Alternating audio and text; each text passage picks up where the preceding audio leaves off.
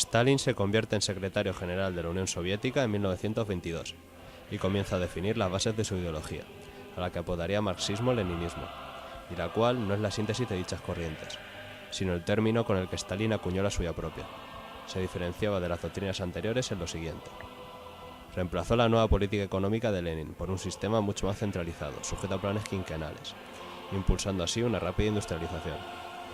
También provocó la nacionalización y colectivización forzosa de la agricultura y economía. Por otro lado, dura represión y purgas con el fin de eliminar toda oposición.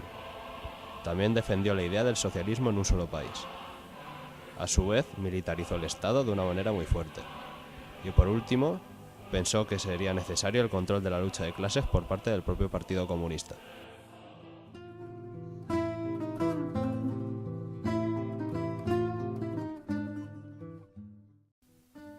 La historia de la URSS comienza cronológicamente durante el bullicio de la Primera Guerra Mundial, cuando la Revolución Rusa culminó con la conquista del poder por el Congreso de los Soviets, dirigido por el Partido Bolchevique. El Congreso promulgó inmediatamente una serie de decretos por los que Rusia dejaba de combatir en la Primera Guerra Mundial. Era nacionalizada toda la tierra y se constituía el Consejo de Comisarios del Pueblo, que actuaría como primer gobierno obrero y campesino presidido por Lenin. En uno de sus primeros decretos, el gobierno soviético proclamó la separación Iglesia-Estado, aunque se garantizaba la libertad religiosa individual. El Estado declaró su aconfesionalidad. Las ideas fundamentales de la nueva Rusia quedaron recogidas en la Constitución de 1918, que proclamó la República Socialista Soviética Federada en Rusia. En 1922 se proclamó la Unión de Repúblicas Socialistas Soviéticas, integrada por Rusia y otras 14 repúblicas, en la que coexistían una variedad de grupos étnicos. Pensaban mejorar las tensiones establecidas entre el Estado y las nacionalidades. También se propuso mejorar la situación económica con un nuevo proyecto, la NEP, Nueva Política Económica. El socialismo de la URSS, se suponía, no podría sobrevivir solo en un país pobre. Por eso el leninismo abogaba por la revolución a escala mundial. En 1924 murió Lenin, el principal líder de la revolución. Así comenzó una dura lucha por la sucesión en el gobierno y en el partido. Esta puja por el poder enfrentó principalmente a León Trotsky y a Joseph Stalin, que finalmente accedió al poder.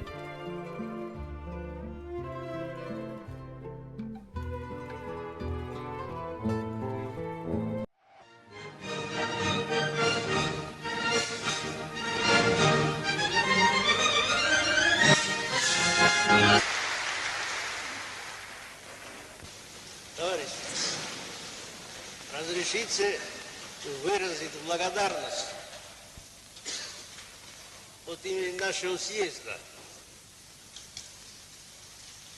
всем братским партиям и группам, представители которых почтили наш съезд своим присутствием,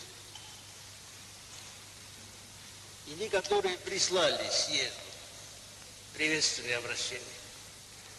Выразить благодарность за братские приветствия, за пожелания успеха, за доверие.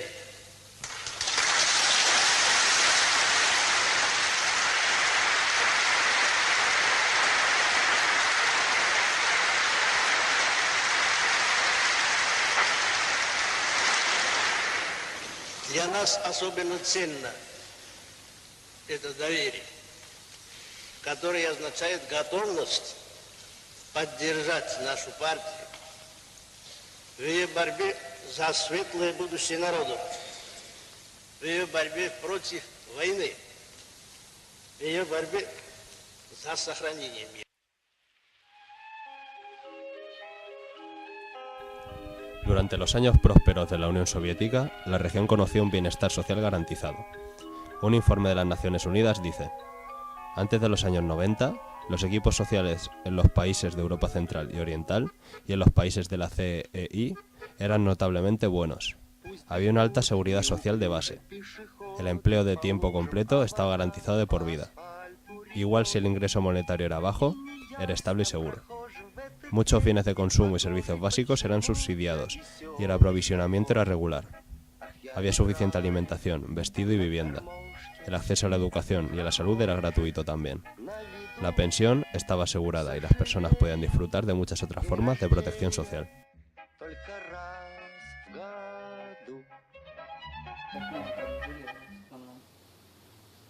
Жили люди в основном средние. Не было очень-очень сильно богатых и не было бедных. Были плюс-минус все одинаково жили. Особенно те, кто работал, жили хорошо. У всех людей были квартиры или дома. Не у всех, правда, были машины, но зато у всех была работа, люди старались, зарабатывали. И самое главное, была уверенность в завтрашнем дне. То, что они знали, что завтра они встанут, пойдут на работу, дети пойдут в школу. Знали, что никто не будет голодным. El sistema soviético de sanidad fue uno de los más efectivos del mundo. El sistema de salud estaba financiado por el Estado, tenía carácter planificado y se basaba en los principios de profiláctica, gratuidad y ligazón de la ciencia y la práctica. La educación en la URSS tenía carácter centralizado y accesible para todos los ciudadanos y además garantizaba un puesto de trabajo al finalizar los estudios superiores. La URSS se distinguía por la calidad de su enseñanza. El nivel de alfabetización en la Unión Soviética era muy alto, cerca del 99,7% de la población sabía leer y escribir en los años 70 y 80. El sistema educativo contaba también con escuelas de formación profesional. El nivel más alto era la enseñanza superior en universidades o academias. Para ingresar en estos centros, los candidatos tenían que haber finalizado la enseñanza secundaria completa o profesional.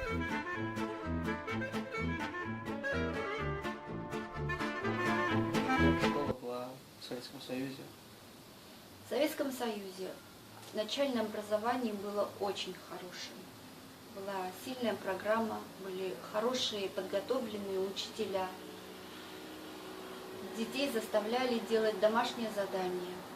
Все учились, все готовились, всех стимулировали к учебе, чтобы шли дальше в институты, в университеты поступали, получали профессию. Образование было бесплатным. Не было ни одной... Как люди относились к Советскому Союзу? Люди относились в основном относились нормально. Вот как говорят, что сказала партия, значит так оно и должно быть. Не было особых таких протестов, на улицу не выходили протестовать. Ну почему не выходили? Ну, потому что не было такой сильной оппозиции, не было. Люди в основном были довольны, потому что все были сыты. Не было такой нищеты, бедноты, какая есть сейчас. Не было такой разницы между очень-очень богатыми и бедными. Все жили плюс-минус одинаково. А когда люди живут одинаково, у них нет вот этой зависти, что вот кто-то живет лучше, а я живу плохо. Все жили практически одинаково.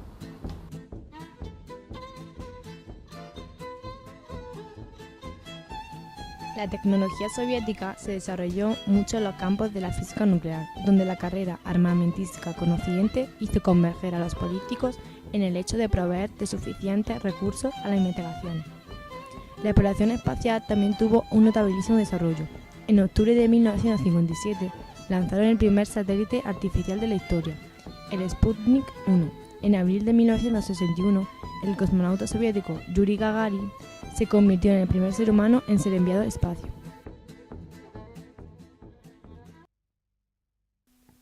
Tras el continuista Konstantin Chernenko, partidario de seguir con la política de Brezhnev, el sistema estaba en completa decadencia y era necesario un cambio radical político y económico. En 1985 fue elegido como presidente Mikhail Gorbachev. Este fue el inicio de la caída del comunismo en la Unión Soviética. Con respecto a la política de Gorbachev, en 5 años dirigió el país en lo político hacia la democracia y en lo económico hacia el capitalismo.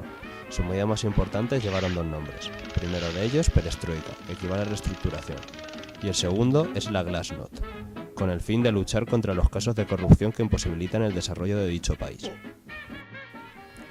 Mientras Gorbachev inicia la perestroika, la situación económica del país es tremenda y se arrastra desde 1981.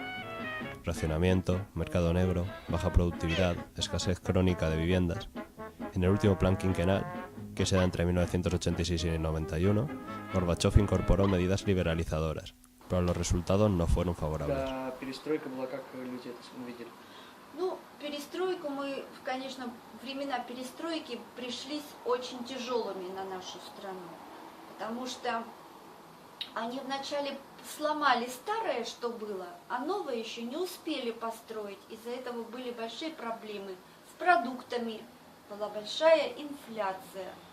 То есть деньги были у людей, а на эти деньги нечего было купить, потому что не было ни продуктов, ни одежды, ни обуви.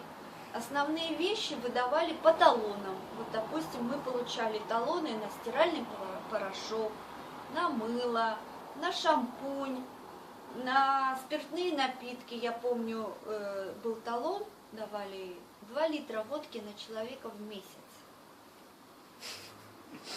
Пива не было. Не было пива? Нет. Продавали какие-то дешевые там вина. Вот. И очень было тяжело с одеждой, особенно для детей было тяжело. Вот рождался ребенок, не было практически пеленок, чтобы купить. Вот, тяжело было. И тоже давали талоны для ребенка. Это все во время Во время перестройки, да. Да, все это во раньше время... как было, как все вот это получить или...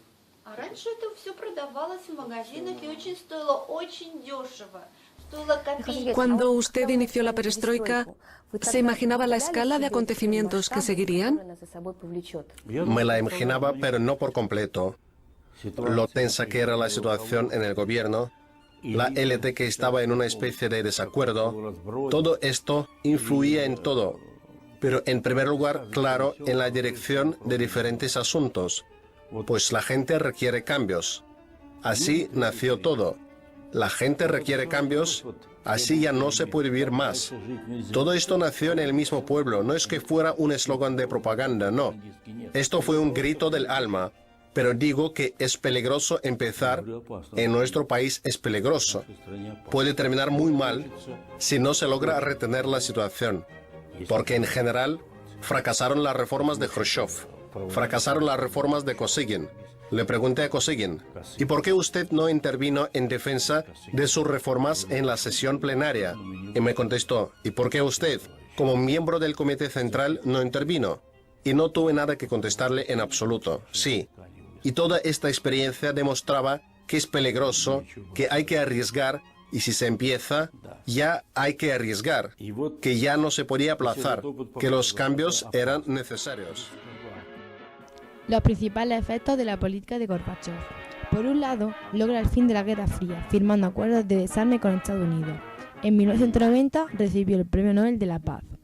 Por otro, se produce un proceso de democratización que acaba con el monopolio del Partido Comunista de la Unión Soviética y se llega al pluripartidismo. En consecuencia, provoca un renacimiento de los viejos nacionalismos que habían estado reprimidos durante la dictadura soviética. Finalmente, se produce también la liberación de los países comunistas de Europa Oriental. Una fecha clave fue la caída del muro de Berlín, el 9 de noviembre de 1989. Paralelamente, se produce una oleada de revoluciones, que en el otoño del año 1989 produjo el derrumbamiento en cadena de los regímenes comunistas en los países del este, en lo que podríamos denominar el otoño de los pueblos. El detonante fue la perestroika, y sobre todo la decisión tomada por Gorbachev de abolir la medida adoptada por Brezhnev, la cual consistía en intervenir militarmente en otros estados comunistas. ¿Se siente culpable por el desmoronamiento o hizo lo que pudo? Lo que yo hice fue defender la Unión Soviética hasta el último cartucho, pero no la conservé. Люди видят Горбачева в России. Горбачева в России не любит, никто не любит. Никакая собака даже не любит Горбачева, не то что люди. Le aman y valoran mucho en el extranjero, pero en Rusia, cuando se trata de usted, las opiniones a menudo se dividen. ¿Qué actitud tiene hacia el hecho de que le valoren más allí que aquí en Rusia? Normal. Fue aquí donde trabajé. Todo empezó aquí. Y no fue tan fácil. Y no todo salió como deseábamos. Por eso al principio las masas empezaron a expresar protestas. Pero cuando empezamos a cometer errores, fallos, no pudimos hablar realmente bien con la gente sobre lo que ocurría. hacerla participar en todos esos procesos. En general, estábamos encopetados. Lo comenté en mi libro. Un día lo comprendí y me pregunté, ¿por qué demonios no lo había entendido antes? Creo que nos habíamos vuelto presuntuosos. Después de la Segunda Guerra Mundial, dos partidos comunistas europeos, el francés y el italiano, crecieron hasta el punto de convertirse en fuerzas políticas clave en sus respectivos países. Dominaban ampliamente el movimiento sindical, tenían una importante representación parlamentaria y jugaban una compleja política de alianzas en el plano interno. Fueron críticos en muchos aspectos de la Unión Soviética. Esta posición independiente convirtió a ambos partidos en núcleo del eurocomunismo, cuyo sesgo distintivo era la confianza en alcanzar el poder en los países capitalistas a través de las elecciones. El eurocomunismo se enfrentó en ocasiones a la Unión Soviética y terminó encontrando apoyos en un sector de la burguesía de sus respectivos países, sobre todo en lo referente a fuentes de financiación. El Partido Comunista Francés no modificó, sin embargo, el método de conducción centralista hacia lo interno, así como el método dirigista desarrollado en época de Stalin. Menos rígido fue, en ese sentido, el Partido Comunista Italiano. Este, además, diseñó una política de compromiso histórico hacia la democracia cristiana, que significaba mucho más que eventuales alianzas tácticas. El Partido Comunista de España, menos poderoso, se sumó al eurocomunismo, renunciando con Carrillo a muchas de las reivindicaciones del movimiento comunista y obrero, desarrollado durante la transición de la dictadura fascista al régimen constitucional, aceptando así la Constitución y apoyando los pactos de la Moncloa, y ejerciendo un fuerte control a su vez sobre la dirección sindical de comisiones obreras.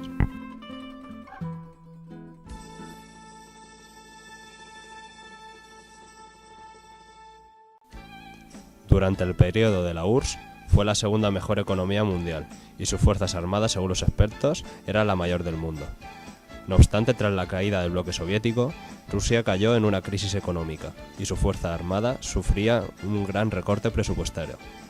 Actualmente, Rusia es el 10º país en cuanto a economía del mundo y es la 6ª con mayor poder adquisitivo, donde Moscú es una de las ciudades más ricas del mundo. Un emprendedor puede allí hacerse rico de un año para otro, mientras que en los poblados se puede ver la pesadumbre. El salario mínimo era en el año 2000 de 80 euros y para el año 2007 el salario mínimo ascendió a la cifra de 640 euros. Este es el país más atractivo al sistema tributario después de los Emiratos Árabes Unidos. Su sistema de economía aumenta desplazando a los países europeos y gracias a su economía creciente ha pagado la gran parte de la deuda externa que tenía. Respecto a la educación, esta es gratuita, pero en ella encontramos que la educación superior es muy competitiva y tiene la mayor población de graduados de la educación superior o graduado que cualquier país europeo, y el sistema sanitario es igual que en la gratuita. Para concluir, podemos decir que Rusia es el tercer mayor productor de energía eléctrica del mundo y quinto en producción en energías renovables. Lideran también en energía no renovable, con la mayor reserva de gas en el mundo. Y también son el 8º en reserva de petróleo y el 2º en reserva de carbón. Asimismo, es el mayor exportador y productor de gas natural y el 2º mayor exportador de petróleo a nivel mundial.